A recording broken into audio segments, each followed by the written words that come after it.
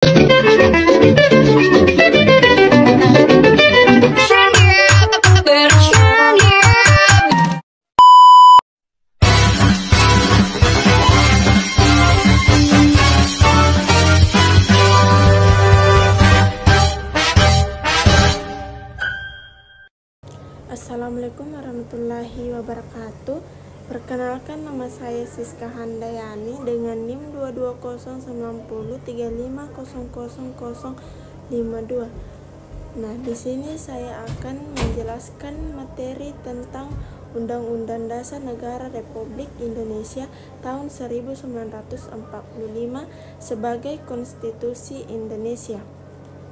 A. Konstitualisme. Yang pertama, sebagai tentang konstitualisme. Nah, negara terdiri dari wilayah, pemerintah, dan rakyat atau penduduk.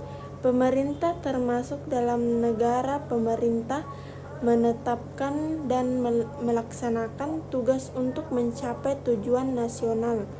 Pemerintah yang baik dalam negara demokrasi adalah yang melindungi kepentingan dan hak-hak dasar rakyat. Yang kedua, negara konstitusional. Setiap negara mempunyai konstitusi sebagai hukum dasarnya. Namun, tidak ada negara yang memiliki konstitusi.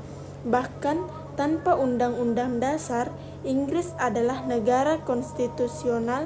Konstitusi Inggris terdiri dari berbagai aturan mendasar yang muncul dan berkembang sepanjang sejarah negara tersebut. Bagian B, konstitusi negara. Yang pertama, pengertian konstitusi. Konstitusi adalah seperangkat aturan atau hukum dasar yang mengatur sistem pemerintahan suatu negara atau organisasi. Konstitusi adalah dokumen atau kumpulan norma-norma yang menetapkan struktur, fungsi, dan kewenangan pemerintahan serta hak-hak dan kewajiban warga negara. Konstitusi bertindak sebagai landasan hukum yang mendasari tata kelola suatu entitas politik atau hukum.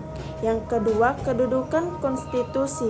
Konstitusi menempati tempat yang sangat penting dalam kehidupan ketatanegaraan suatu negara karena merupakan barometer kehidupan bernegara dan berbangsa, syarat dengan bukti sejarah perjuangan para pendahulunya.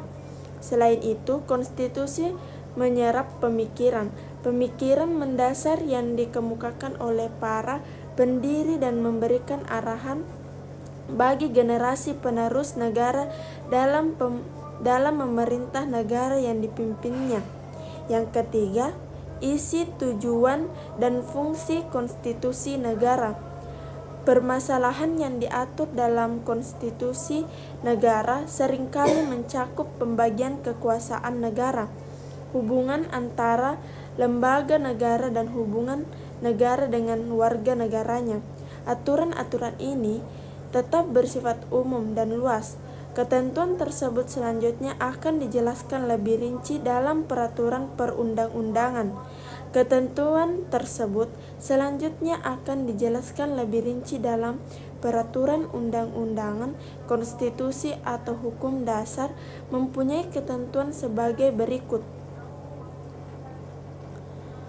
Yang pertama, organisasi negara, seperti pembagian kekuasaan antara eksekutif, legislatif, dan yudikatif. Di negara federal, masalah pembagian kekuasaan antara pemerintah federal dan negara bagian tata cara penyelesaian masalah pelanggaran kewenangan lembaga negara. 2. Hak asasi manusia. Yang ketiga, tata cara amandemen Undang-Undang Dasar. Yang keempat, terkadang menurut larangan mengubah ciri-ciri tertentu dari konstitusi. Ini tentang yang bagian C yaitu Undang-Undang Negara Republik Indonesia tahun 1945 sebagai Konstitusi Indonesia. Undang-Undang Dasar Negara Indonesia dikenal sebagai Undang-Undang Dasar Negara Republik Indonesia tahun 1945. Undang-undang dasar ini disahkan pertama kali oleh Panitia Persiapan Kemerdekaan Indonesia atau PPKI pada tanggal 18 Agustus 1945. Undang-undang dasar ini adalah diundangkan pada Tahun Berita Negara Republik Indonesia nomor 7 tahun 1946. D. Sistem Ketatanegaraan Indonesia. Yang pertama, bentuk kesatuan. Indonesia memilih sistem negara kesatuan daripada federal atau serikat. Menurut pasal 1 ayat 1 Undang-Undang Dasar Negara Republik Indonesia, negara Indonesia ialah negara kesatuan yang berbentuk republik terdiri dari dua jenis, yaitu negara kesatuan atau serikat dan negara federal adalah negara yang bersusun jamak. Dengan demikian terdapat dua susun negara, yaitu negara serikat dan negara bagian. Yang kedua, bentuk pemerintahan. Republik Indonesia memilih pemerintahan republik daripada monarki atau kerajaan. Pasal 1 ayat 1 Undang-Undang Dasar Negara Republik Indonesia tahun 1945 menunjukkan bahwa kesatuan adalah bentuk negara dan republik adalah bentuk pemerintahan. Itulah penjelasan dari saya. Assalamualaikum warahmatullahi wabarakatuh.